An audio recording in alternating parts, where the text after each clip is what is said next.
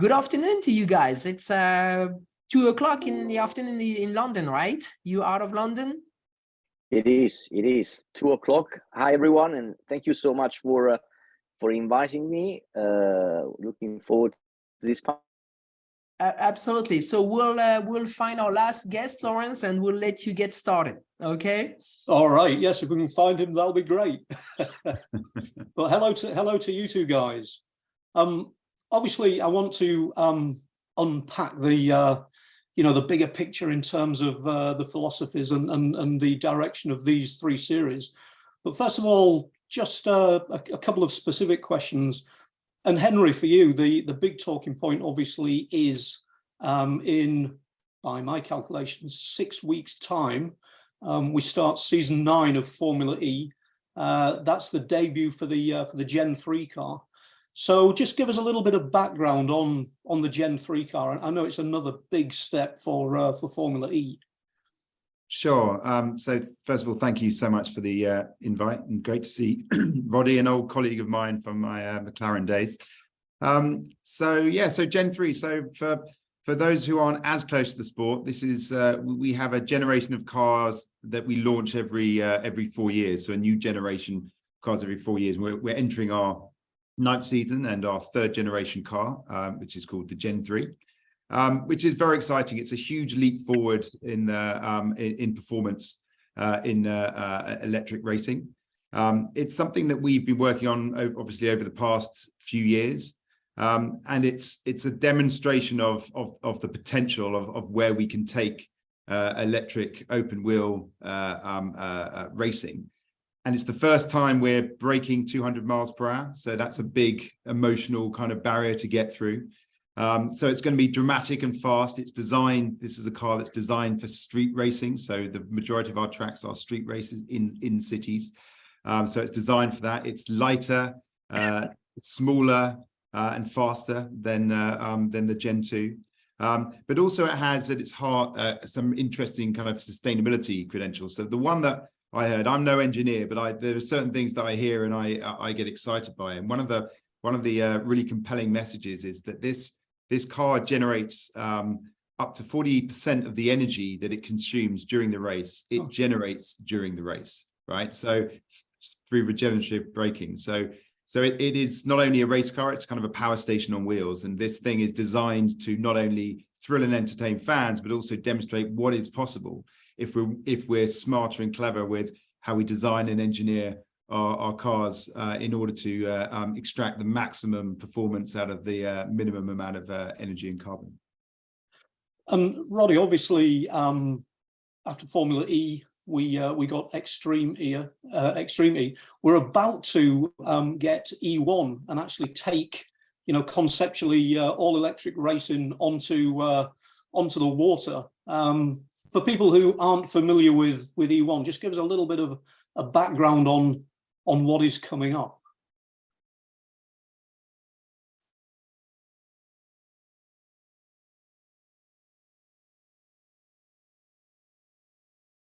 Can you hear me? Yes. I may have some expectation rises.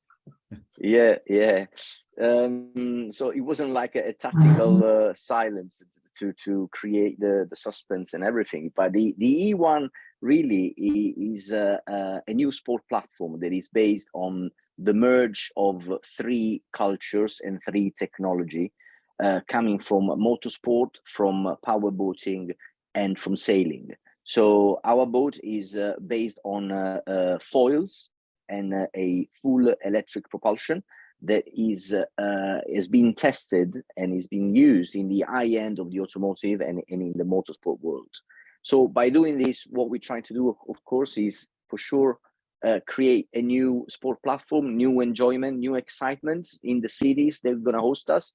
Somehow very similar to the proposition of Formula E, because we will be very close to the shore. So we want to go to the fans and not let's say the opposite.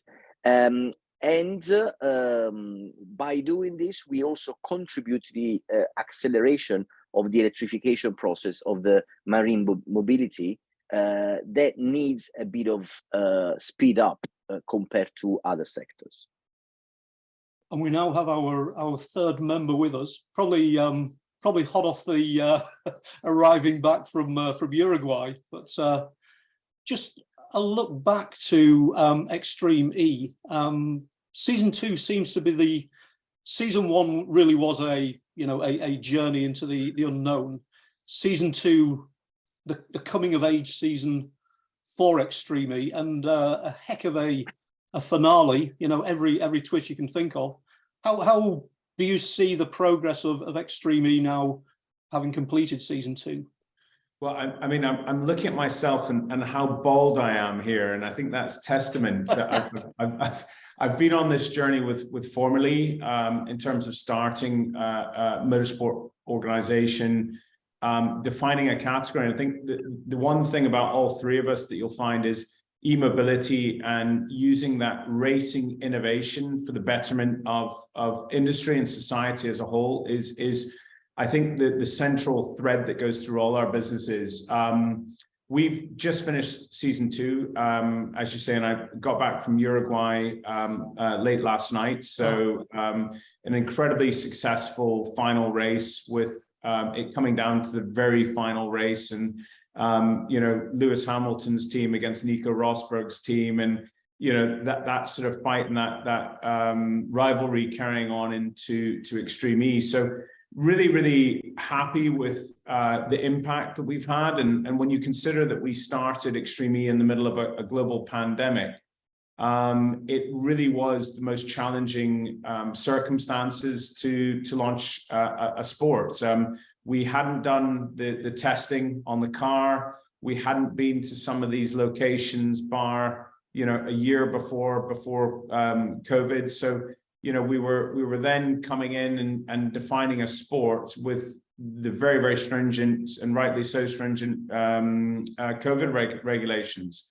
So we raced in the Middle East, we raced in Africa, we raced up in the Arctic and Greenland, and then with Omicron and the development of that strain of COVID, we ended up going back and doing races in Europe. And I think, funnily enough, that sort of agile nature of what we've done has helped us to redefine the proposition. And I think it's really important. We go to these extreme locations like the middle of the Atacama Desert, the middle of the Amazon, but also it's important to show that even within Europe or other parts of the Western world, climate change is affecting people daily. And the special thing about Extreme E is we use the prism of sport to be able to shine the light on climate change, but also from I suppose, an optimistic point of view, is show how technology and how we can approach it. So the last race there in Uruguay, we were 100% off renewable energy, which I think is an amazing development in a sport like ours, which operates in the middle of nowhere. And if we can do it in the middle of nowhere, then it is possible to be done in London, in Berlin, in Rome, and many of those sort of locations. So it's hugely exciting. And as I say, we're not as far on as Henry is on the Formula E journey, but we're quickly catching up and really very excited about season 3. And we've started planning, announcing the calendar and developing that, and going on to the next stage of our development. So Henry, as Ali says, this bigger picture, all of these series being, part of the solution rather than the problem, awareness raises the sustainability. Formula E certainly seems to be taking the lead in terms of having the ability to accelerate technologies. Just give us a little bit of insight into, how Formula E is a platform for manufacturers to introduce and accelerate their own technologies.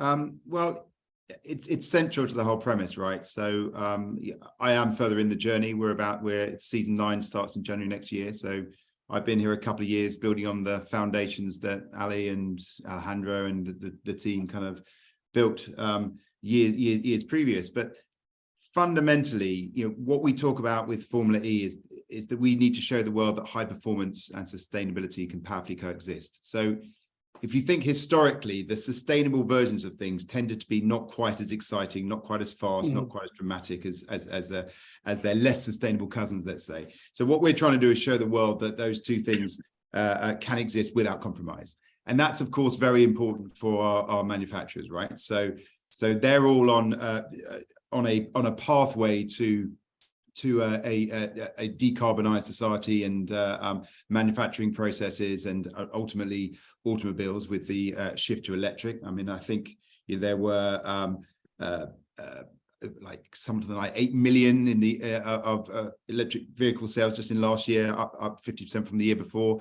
So that's all happening. But what we need to do is create a platform that can help them develop those technologies. So the Formula E car, that the series centrally builds the chassis, the framework, the skin of the car, but the teams and the manufacturers rather are building the powertrain, everything that moves the car, the electric motor, the software, which is like the equivalent of the aerodynamics air race in things like Formula One. It's the software. How can we extract the maximum impact out of the power available? So the manufacturers are genuinely getting a test bed to test themselves against some of the great manufacturers in the world. We have McLaren and Maserati joining this year. We already have the likes of Porsche and Jaguar and Neo, Mahindra. So it really is a world-class grid of manufacturers pitching themselves against each other and designing what they believe will be the future of mobility.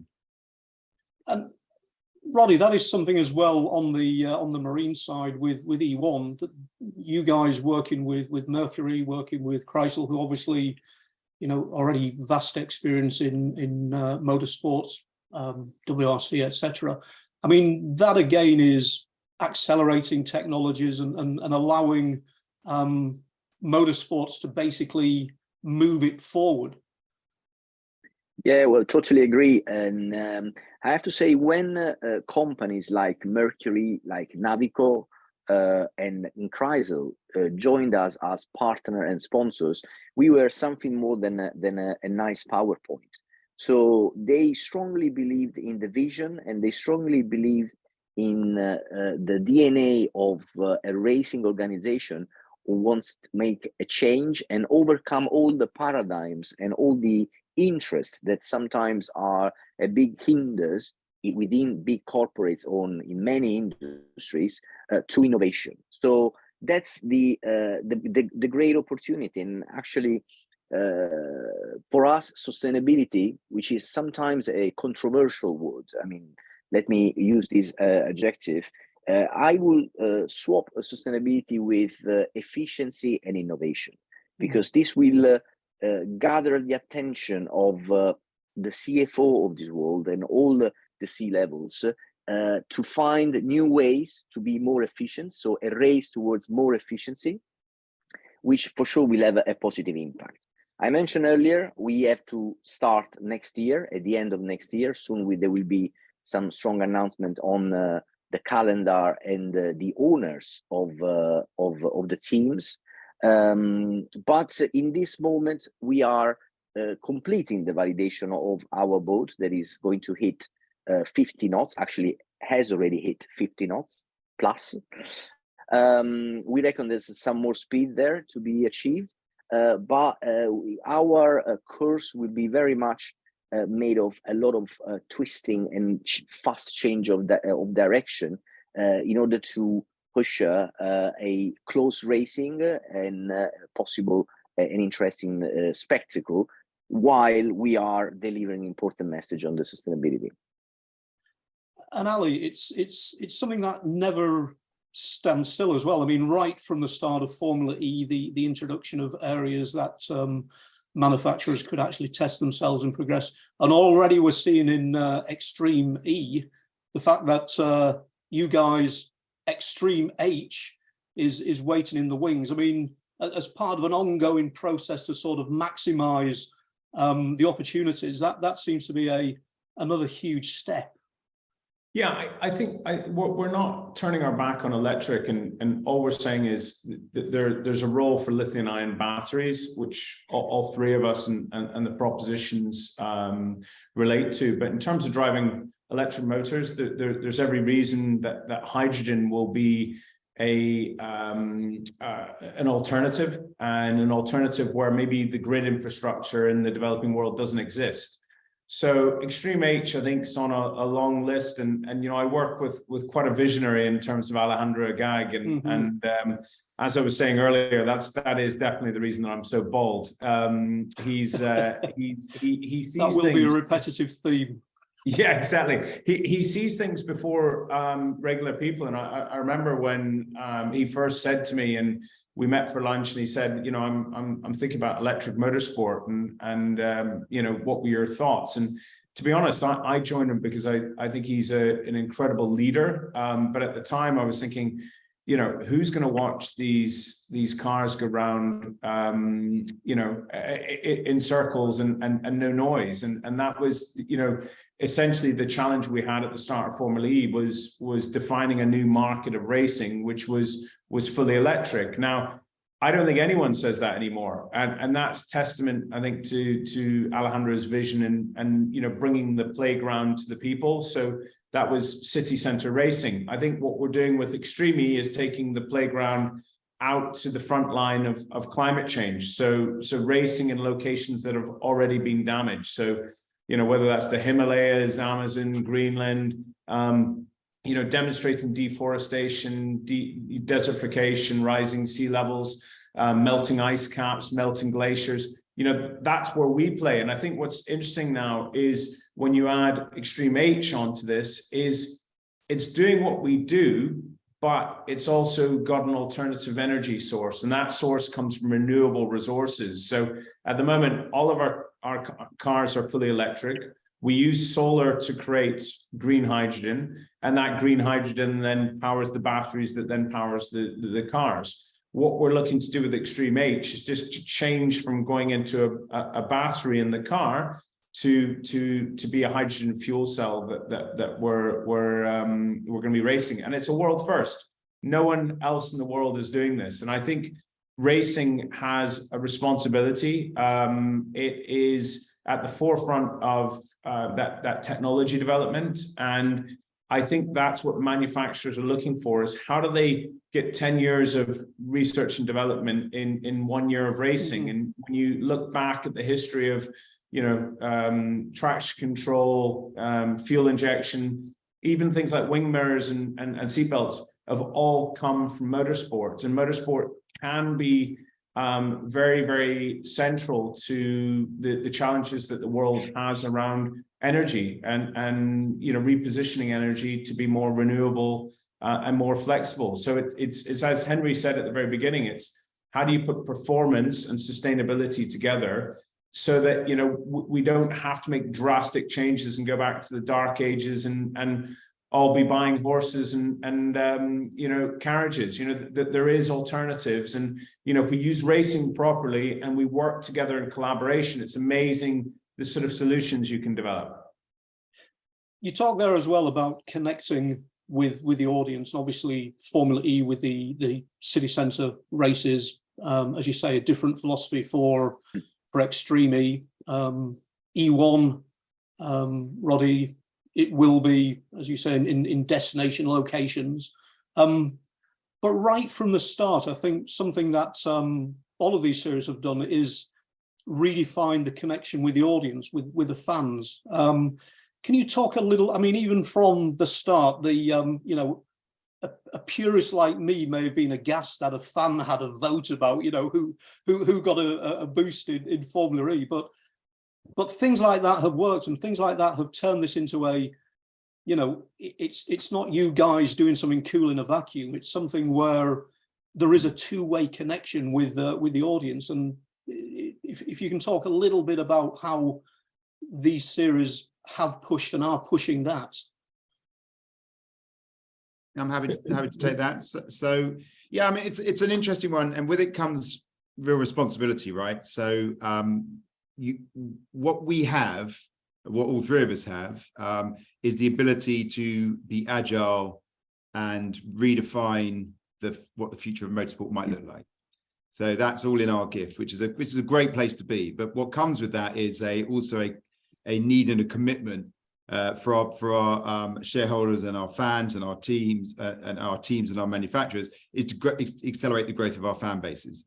And a big part of that fan base growth is going to come from more traditional motorsport audiences, right? So we have around 25% of the Formula E fan base as it stands today. That's around about 45 million people. Don't identify as motorsport fans, which is interesting. So they're watching a motorsport, but they don't identify as motorsport fans. And they're the ones that are more likely to be interested by the sustainability messaging and all those areas, other areas that we have around our sport, as we've just discussed.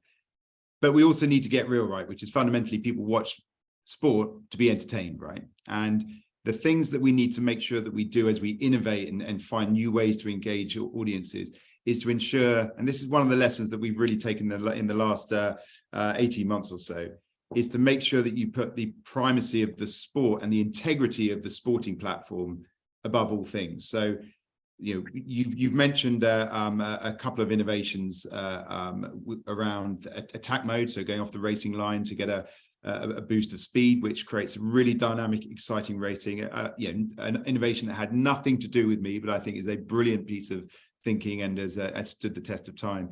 And then more controversially, we've had Fan Boost, and Fan Boost is a really powerful way of engaging directly with fans. We've decided as of season 9 that Fan Boost is going, which is a big decision because it was a bold innovation, and you can stand up on stage in lots of conferences and talk about how we're the only sport to allow the fans ultimately to impact the sporting event.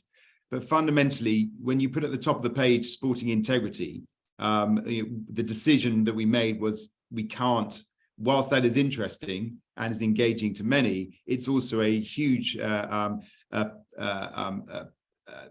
that puts off a lot of people. You mentioned just yourself when you first heard about it, there are a lot of people who just see that compromises the integrity of the sport. Like, you shouldn't be able to impact. I'm an old duffer though.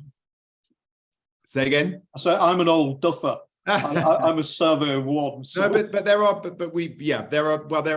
many old duffers out there, and there's many younger people as well who have a similar view. So I guess the point I'm making in short is, yes, we innovate, and we're fleet of foot and can find and explore new ways of doing things, but we also need to make sure that we protect the integrity of the sport, because ultimately the growth of the sport is going to come from fans coming to it and believing in the primacy of the champions being able to get the best people rising to the top and be able to win these races. Ali, in terms of interesting reading with Alejandro just before Uruguay, I did a little bit of a State of the Union. He was comparing events, you know, going to Sardinia, going to Saudi Arabia, going to an inner city Formula E or a E1 race as almost like rock shows. You know, Coldplay goes on tour but wants to do a zero carbon tour. The analogy there with racing, where you travel there, you set up there, you race there, you leave. You were saying as well that recently you did get certified as 100% sustainable. Just talk about not just at the race itself, but how you make sure that getting there, leaving there, you know, it's the old leave only footprints, take only memories kind of approach to racing.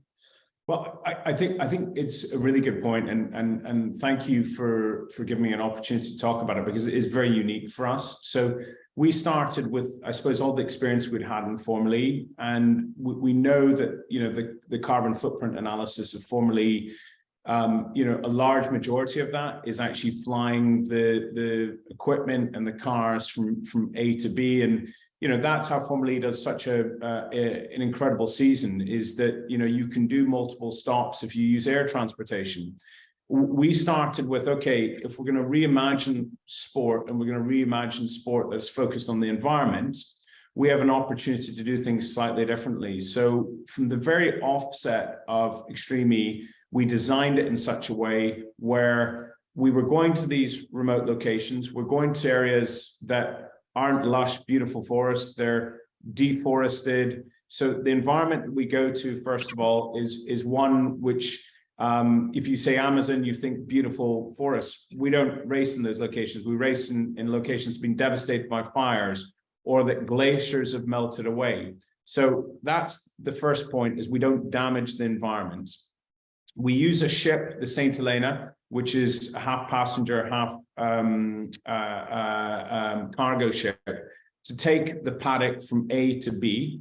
And when we're going from A to B, we work with our science committee that have a laboratory on the ship that invites scientists from around the world to actually do climate science from A to B. So very like Greenpeace do, we create a platform which allows science free of charge to come and to get access to a ship of this size and to do a lot of science during that journey. We get to the location, we unpack, we measure our footprint meticulously. People come onto site. The cars are all charged on green hydrogen at the moment, using a hydrogen fuel system. So it's zero emissions racing.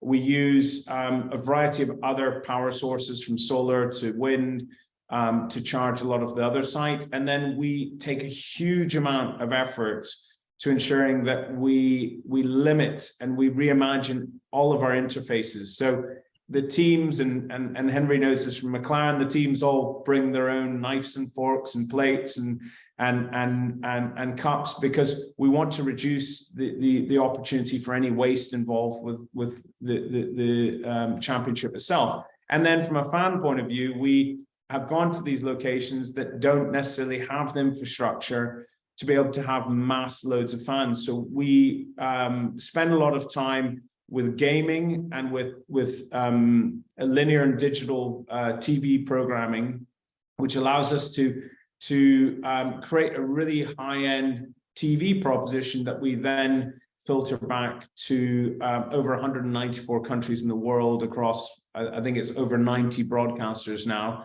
that can watch and have access to this, free of charge. And that's the big aspect for us, is where we have an opportunity to choose our broadcasters, we go for ones where it's a free-to-air broadcaster. In many cases, it'll be a state-owned broadcaster that takes us.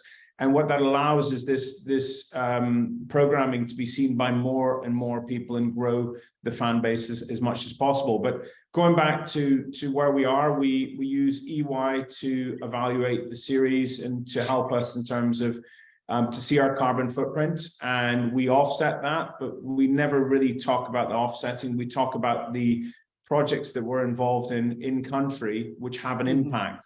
So we get involved in projects, where it's rewilding. So we planted over 1 million mangroves on the coast of Africa. In the Arctic, we couldn't plant trees because they don't grow very fast in sub-zero temperatures. So we spent a lot of time with UNICEF on an education program, which allowed us to help to educate in local language the challenges around climate change to all under 16-year-olds in Greenland. But most importantly, how to empower them and inspire them to have a voice. In the Middle East, we got involved in a wildlife protection plan around the green turtle that actually hatches on the coast of Egypt and Saudi Arabia. And they're under real threat because the rising sea levels means the nests are populated underwater and as a consequence drown. So without artificial sort of human intervention, this species will if the whole of the Indian Ocean will disappear. And we need to look at each of the environments we're going to and pick the legacy program, which has the biggest impact for that community that we're racing in. So we've got agroforestry schemes, we've got rewilding schemes, we've got replanting schemes, we've got education schemes, we've got wildlife protection schemes. So this is not a simple sort of one size fits all. What we try to do is create an architecture at the very beginning, which enables us to reduce our carbon footprint. We then offset that, but most importantly, work in the local communities to communicate what the issue is. Why is there desertification? What's happening with reforestation or deforestation? And then how can we fight back, using technology and using, a lot of social intervention in those local communities to help empower and develop, the people that live there to make a difference and make a change. So certainly not simple, but very, very rewarding and something that everyone at Extreme E is incredibly proud of. And Roddy, that's a philosophy as well that goes to E1. I mean, the surface of the sea conceals a lot, of what the true picture is underneath. But prime in your mission is to sort of look at equivalent things and the marine environment. Yeah, no, absolutely. And for this reason, we have in our team Carlos Duarte, who's one of the most influential marine biologists in the world. And he is leading projects that we want to run locally, where we will go racing in order to improve the water quality and regenerate the coastal area through technology, because we want to do it in a big scale. So for sure, this is an ingredient that has been inspired by Extreme E, but with a specific focus on water and coastal area. While we were working on the vision of E1 together with Alejandro Agag, I've been studying the SDG 14, the Sustainable Development Goal from UN. And it's incredible what you read in terms of the status of the oceans, the rivers, the lakes, and how much we need to do to improve the situation, and how much we need to explore. I mean, I was quite surprised to learn that we only know 10% of the species that potentially can be under the water. So, all the damages that human beings have been doing is because somehow oceans and seas are not visible. What's underneath, what's underwater is not visible. And part of our vision is to take the invisible and make it finally visible to everyone, which goes together with a lot of educational initiative. In fact, our race village, the entrance to the village will be an experience area where we will have conferences. We will showcase the power of the marine biology if well designed and appropriately implemented. We will talk about existing technologies, and so that our event, our city event, which is the industry that at least in the beginning we belong to, will be a mix of wow effect because of the sporting proposition, but also a lot of learning and a lot of increase in the sensitivity to these important matters as the future of the water ecosystem. And looking at the sort of the bigger picture and looking at locations, putting on my parochial US head at this point, intriguingly, on the 2023 Extreme E calendar, there is the potential for a US event. Ali, I don't know if you can sort of speak to that, the sort of the healthy tension between whether it is the US or Brazil. And obviously on the Formula E side, we did lose the New York Grand Prix for circumstances beyond Formula E's control. But just give us your take on how these series are connecting with the US and how that there is the potential for growth in the US markets. Yeah, well, listen, thank you very much. And you're right. So next year calendar, we start in the Middle East, in Saudi Arabia, in a very futuristic area of the country in terms of the area of NEOM and the new city that's been built, the sustainable city that's been built in the northwest of the country. We then, funnily enough, go to my home country of Scotland, and we've got an incredibly exciting location here in the UK. And then we go to a location that we've driven at for the last 2 years in Italy and actually in Sardinia. Our fourth location is still up in the air in terms of we've got quite a bit of interest both from the US and also from Brazil in terms of the Amazon. And then we finish off at the same location that we raced at this year in Chile in the middle of the Atacama Desert. So what we're trying to demonstrate is the different challenges around climate change. I think went into that earlier. We're trying to find locations that work for storytelling and authentic storytelling. So, both the Amazon and the location that we're looking at in the United States both have incredible stories and incredible stories of fight backs against climate change. And what we're trying to do is, if one wins, another one loses, then we will look to do season 4 in the other area. And I think for us, it's important to have a North American race. We have had Latin America races, we've had African races, we've had European, we've had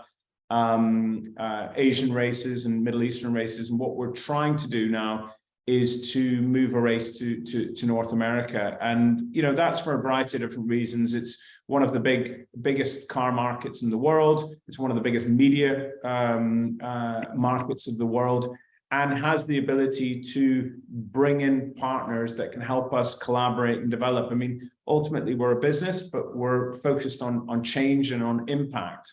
And, the United States and it is central to having impact. And so is China. So we've got many plans to include those big markets in a very coherent manner. And I think, we've had, when I was at Formula E, we had races in LA, Miami, New York, incredibly successful. So we know the marketplace incredibly well, and looking to bring that into the calendar for next year. And Henry, on the Formula E side, unfortunate that as I say, circumstances beyond your control got rid of which was a very, very cool destination, Red Hook. What are the plans for potential alternatives? Maybe not in season 9, but for getting back into North America. I think it's fair to say that, understandably, China and the US are incredibly important markets to our manufacturers. So, and China is an issue. I think Formula 1 just today have just announced that they're not going to be racing there next year.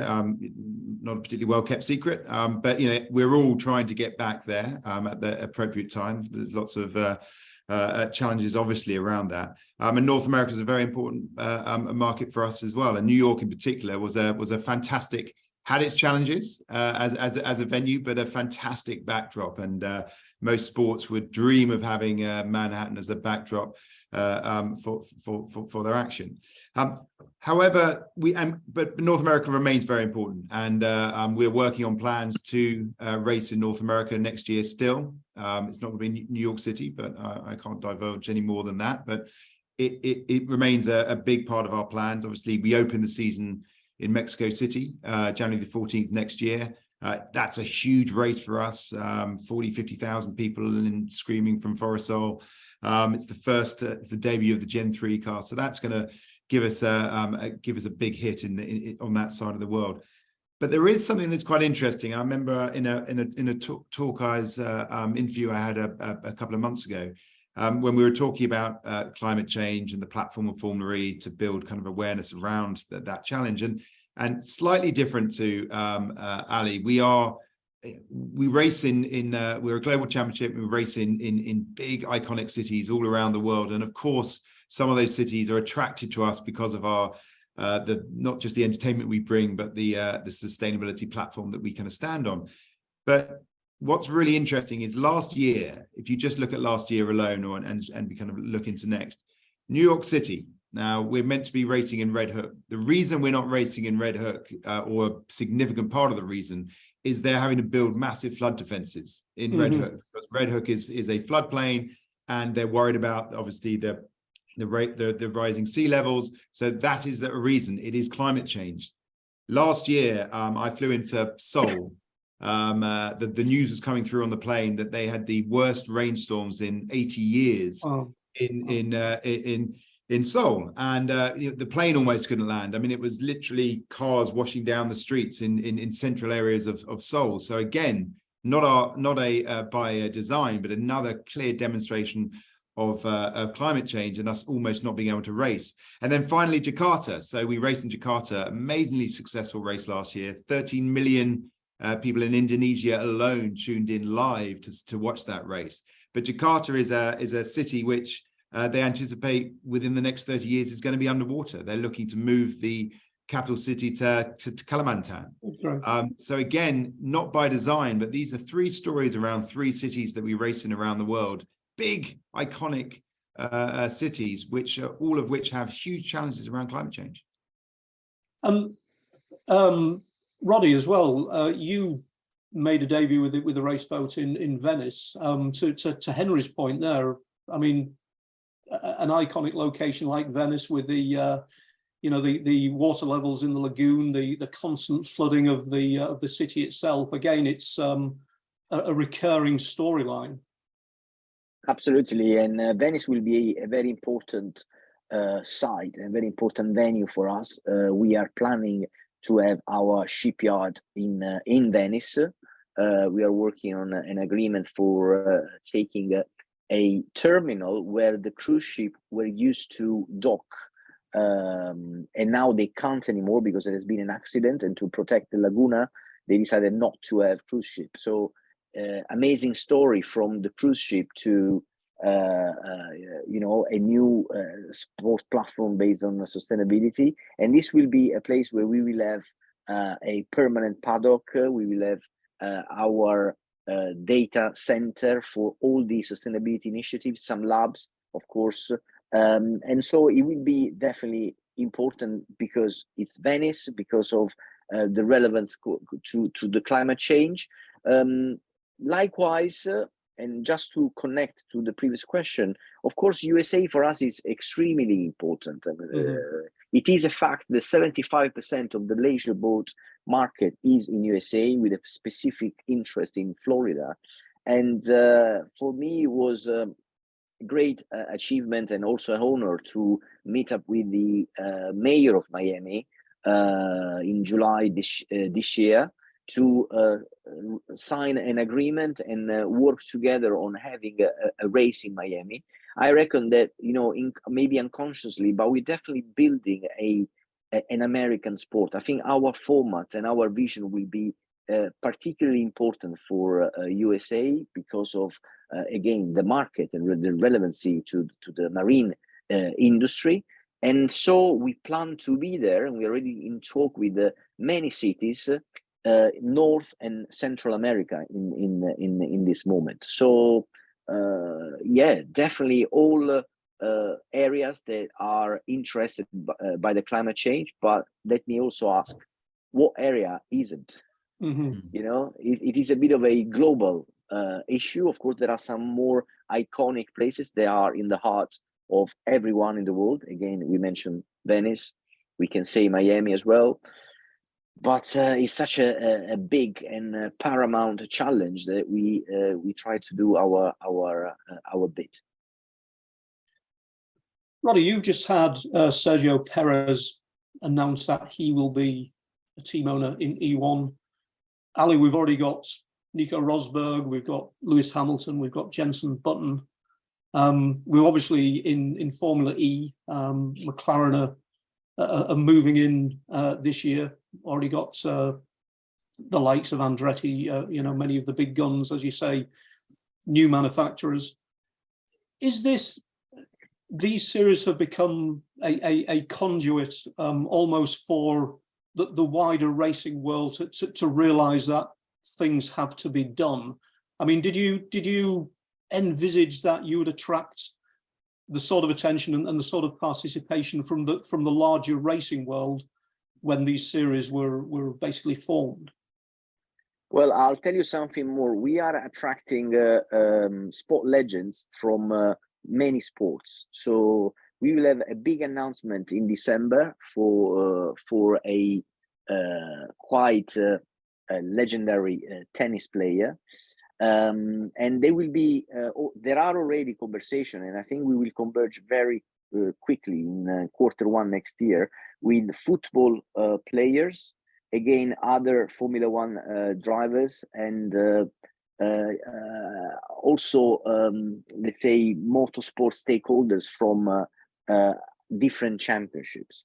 So let's say that for sure we are attracting, and we want to, we have been noticed by people who have been successful in the sport, and now they are in a, let's say, in a second phase of their life and career, and they, in general, they get close to us and they continue the conversation because of a very simple, basic, but important passion for the water, for enjoying the coastal areas, and making sure that also the future generation will do so. And they want to leverage their reputation and their reach to again, be part of it, and with a specific focus on water and coastal areas. And Ali, for instance, Nico Rosberg, Lewis Hamilton, Jenson Button, these aren't just names on teams. These are guys who are genuinely engaged and want to be advocates, want to be part of the solution. Yeah, listen, I was actually responsible for bringing all of the teams into Formula E. And so, you know, I think all three championships have, you know, Henry spoke about it earlier in terms of the legitimacy. And I think, you know, these sports stars, you know, it doesn't matter whether they move into a slightly different sphere with Formula E or Extreme E or E1, they want to win. And they bring a winning mentality into everything that they do. Roddy's absolutely right. You know, it's super exciting in terms of the wider world of sport that he's able to farm from and connect with, and, you know, to develop. So from our point of view, the connection you have immediately, and you've got to remember with digitization and social media, you're now able to, you know, someone like Ronaldo has got more followers than, let's say, Man United or Real Madrid. So these stars are quite often, from a communication point of view, as big, or in some cases even bigger than the franchises that they work with. Mm-hmm. So we spend a lot of time getting the right people involved, creating the right sort of environment. And the only thing I haven't mentioned is I think one of the key aspects of our business is the male and female side. Yes. In that it's a team sport, and we've taken inspiration from Wimbledon, where we've got some of the you know, the biggest, you know, male stars in the world and the biggest female stars in the world. And I think it's never been more important than at a time where the W Series and you know, is going through quite a few challenges. We very much have seen the success of the female drivers coming into our championship, and you know, Nico's been you know, quite vocal in terms of Michaela, his driver, in terms of how good she's been, and we certainly there was a real gap in performance in season one between the male drivers and the female drivers.